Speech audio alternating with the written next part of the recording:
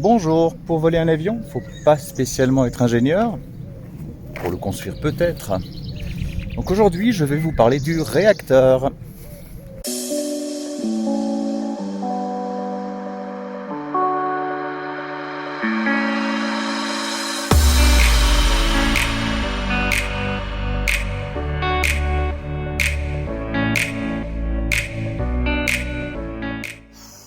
Alors le moteur d'un avion, le réacteur, c'est un peu comme ces ballons de baudruche qu'on gonfle et qu'on relâche.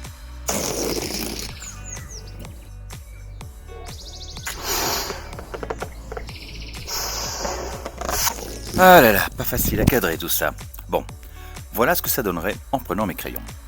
Bon, heureusement pour vous, la trajectoire de l'avion est un petit peu plus maîtrisée que celle du ballon. Dans un réacteur, on va appliquer plusieurs lois d'un savant bien connu, j'ai nommé Isaac Newton. Mais oui, vous savez, celui qui s'est ramassé une pomme sur la tête. Mais non, je pense que je suis un autre scientifique, c'est Descartes. Oups, pas faux. Ah, voilà. Et en plus, ça le fait sourire. Donc, le premier principe, l'action-réaction. L'air qui s'échappe de mon ballon pousse contre l'air qui est dehors. Et en réaction, donc, celui-ci va pousser mon ballon vers l'avant. Pour notre réacteur, ce sera exactement la même chose, si ce n'est que personne ne soufflera dedans. Les grosses flèches bleues et oranges représentent simplement l'air qui est expulsé du réacteur, ce qui poussera celui-ci vers l'avant et l'avion par la même. Pour commencer, les réacteurs modernes comprennent 2, voire même 3 étages. Il y a d'abord l'étage basse pression, et ensuite il y a l'étage haute pression. Donc basse pression et haute pression. Dans l'étage basse pression, nous avons plusieurs éléments. Nous avons un cône sur lequel est dessinée une petite spirale, la virgule comme certains l'appellent.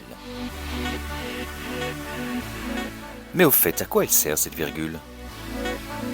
Ce n'est pas vraiment pour effrayer les oiseaux, mais bien pour signaler au personnel au sol que le moteur tourne encore pour qu'il reste éloigné.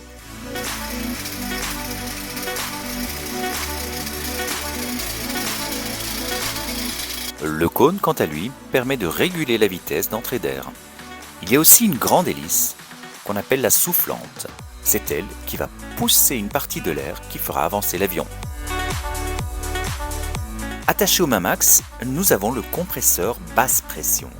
Il aura pour but de commencer à comprimer l'air. Et donc tous ces éléments sont entraînés par une turbine. Cette turbine est située après la chambre de combustion, comme on verra plus tard. Après l'étage basse pression, nous avons donc l'étage haute pression, dont le premier élément est un compresseur haute pression, qui comprimera encore plus l'air. Ce compresseur sera entraîné par une turbine située juste derrière la chambre de combustion, la turbine haute pression.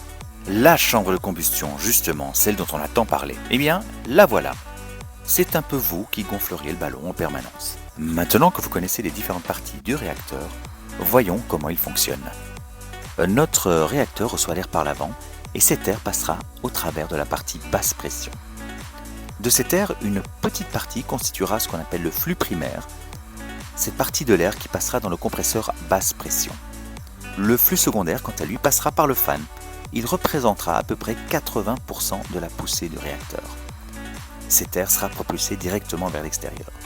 On parlera alors d'un réacteur à fort taux de dilution.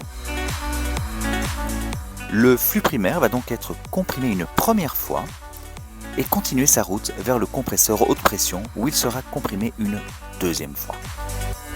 Nous voilà maintenant avec notre air sous haute pression qui va rentrer dans la chambre de combustion dans laquelle il va être mélangé à notre carburant, le kérosène.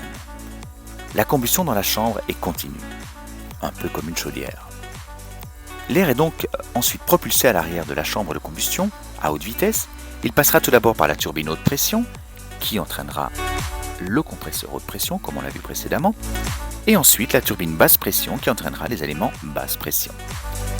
L'air sortira donc à haute vitesse et cet air représentera à peu près 20% de la poussée totale sur un réacteur d'avion de ligne. Et donc vous l'aurez deviné, c'est avec l'éjection de l'air qu'on va appliquer la deuxième loi de Newton qui dit « force est égale à la masse fois l'accélération ». Pour le compresseur basse pression, on va éjecter une grande masse d'air à une vitesse faible alors qu'à la sortie de la turbine, nous aurons moins d'air propulsé, mais à une vitesse plus élevée.